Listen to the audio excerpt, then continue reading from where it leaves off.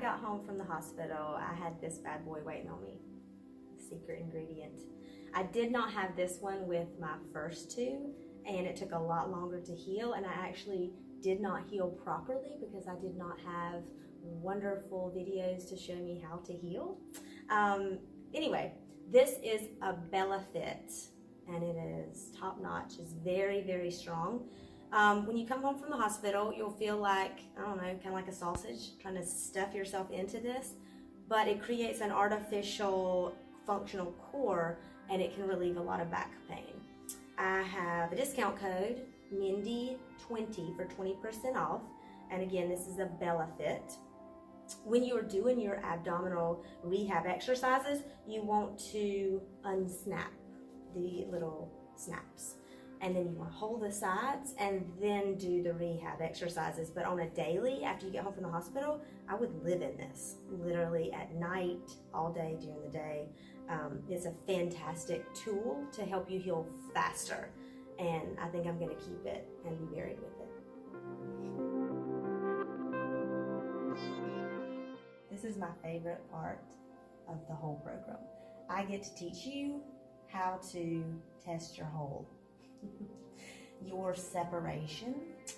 Find a place where you're super relaxed. So it's best to check your hole, possibly in the bathtub. You want to start doing crunches, but first, make sure those high-waisted pants come down, because then you'll get a more accurate reading. One hand's free, the other one is crunching. Remember, stay relaxed. Just want to engage that rectus abdominis. As you're crunching, I'm going to take your fingers and see how long your separation is. You want to kind of rock back and forth, find the two edges of your rectus abdominis. Below, umbilical is the most common, and then above.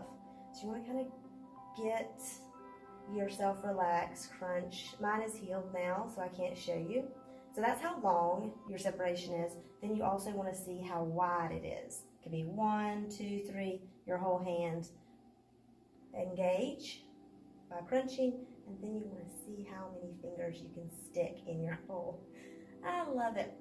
Okay, so then you get a measure of length and width.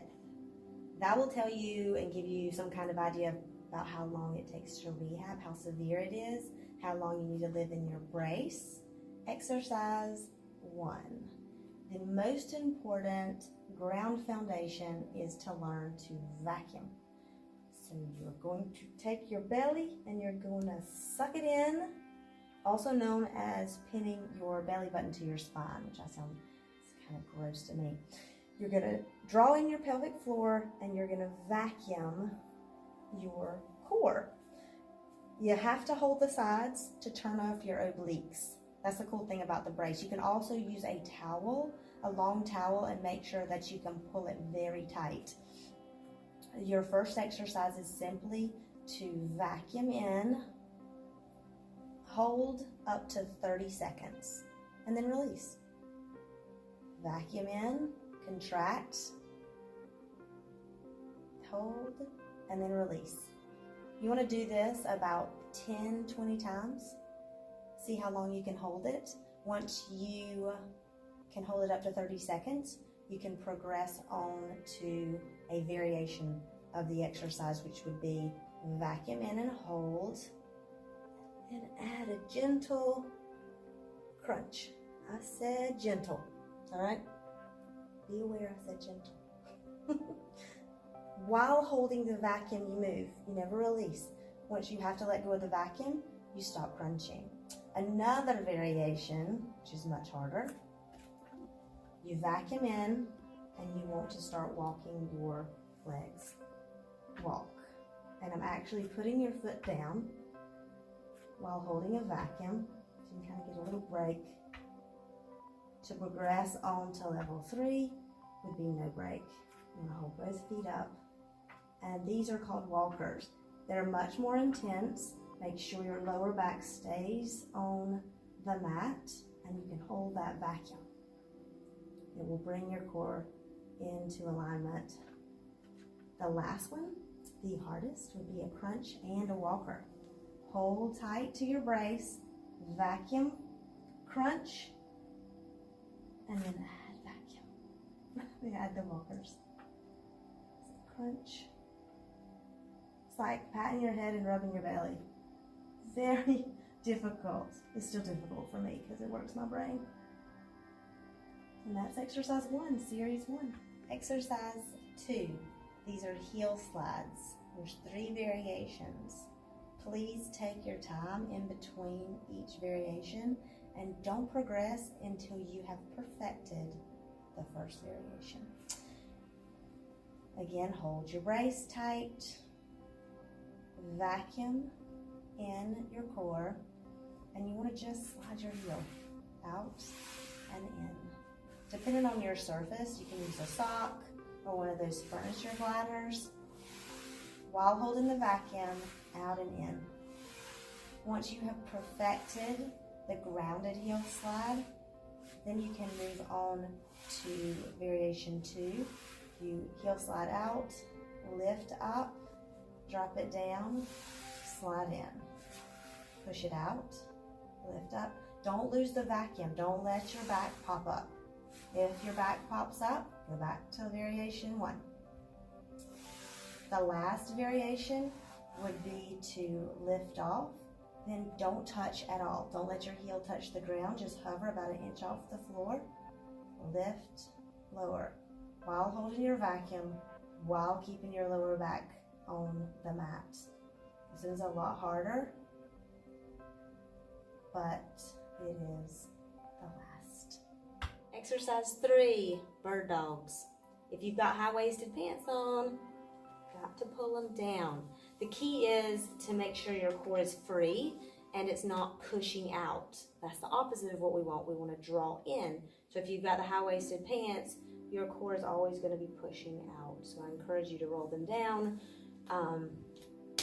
so you can draw in. Bird dogs.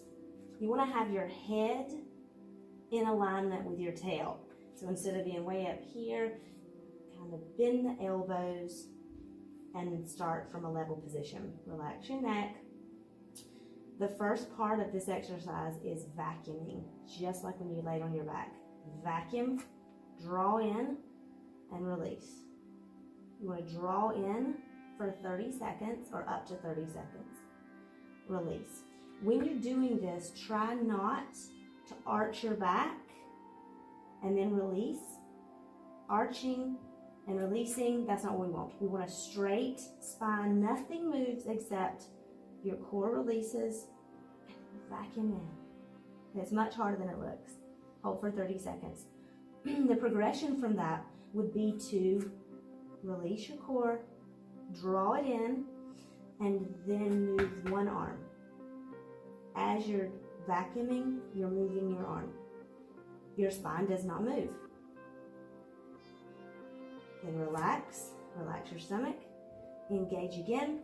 The next progression, which is much harder, you want to move your leg. So your legs are a lot heavier than your arms. You will have to stabilize more with your core. The next one, the last variation, is hand and leg. So you have to brace and balance and tuck it and suck it and all these different things to remember. Slow and steady, time under tension. Relax, draw in, feel comfortable. That's bird dog. Exercise 4. With this one, if you are still using your brace, make sure you have your brace on. And if you have high-waisted pants, pull those bad boys down. You can use anything like a kid's ball or a pillow or a yoga block, anything to cause resistance between your knees, something that you can squeeze. It just makes it a little bit more dynamic. It involves your pelvic floor. This is actually also a pelvic floor strengthening exercise, which is a twofer, a bonus.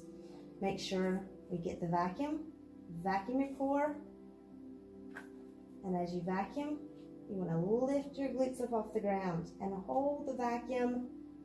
Squeeze your knees together up to 30 seconds, and then release down. Release your core, vacuum it in, Squeeze your knees, lift and hold for up to 30 seconds. And that's all it is. Bridges for your pelvic floor and your DR. Okay, kiddos. Number 5 is your last one. Basically a variation of what we did horizontally with the vacuum. We're going to take you upright. A little bit more difficult, a little bit more dynamic. Find a wall. This is the closest thing I have to a wall. It's my punching bag. It works. Stand up straight. Contract your core, vacuum, but first, almost forgot. Gotta pull these high waisted pants down. Extend out, vacuum in, and hold. Up to 30 seconds. That's the first part. Extend out, vacuum, hold. The progression of this is to do a squat. Maybe I won't fall. So you take it down to a nice squat. Make sure your knees aren't over your toes. And do the same thing. Extend out and contract your belly. This seems like a very simple move, but it is so beneficial. Extend out, contract and hold, up to 30 seconds. And if you can only do this for 10 seconds, guys, that's fantastic. Work up to 30 seconds. And that's it.